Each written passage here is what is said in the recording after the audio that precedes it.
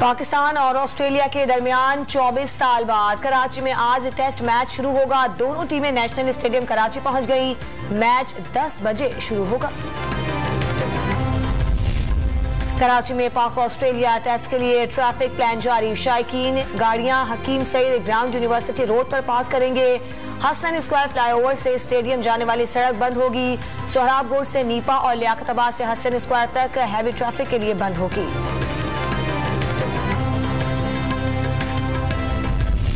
General Bajwa ने कहा कि फजलुर रहमान को डीजल ना कहूं, अब तो सारी कौम डीजल डीजल करती है। अच्छा इंसान अच्छाई और बुरा इंसान बुराई के साथ खड़ा होता है। न्यूट्रल तो जानवर होता है। शहबाज मौलाना फौज के इदारे को ठीक करने की बात करते हैं। उन्होंने जिस इदारे को हाथ लगाया तबाह किया। फौज ना होती तो लीबिया, इराक और शाम जैसा हशर होता। दुश्मन पाकिस्तान के 3 टुकड़े करने पर तुल गया। वजीर आजम का दीर में जलसे से खिताब।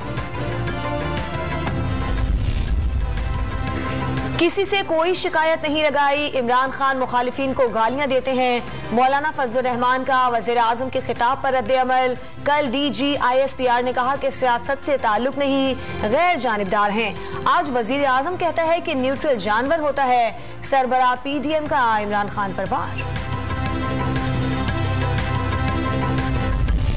तहरीक अदम एतमाद पर हिमायत की कोशिशें। हुकूमती वफ्द के अकाफ लीग से मुज़ाकरात।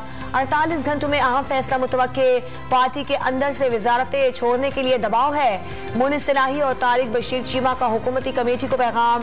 काफ लीग के तहफ़्फ़ुज़ात दूर कर दिए। तरीन और अलीम खान ग्रो पार्टी का हिस्सा हैं। वज़ीर इत्तलात की मीडिया से गुफ्तगू।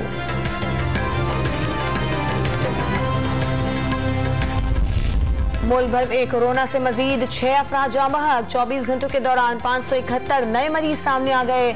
NCOC के मुताबिक मुस्बत केसेस की शरह 1.54% रही।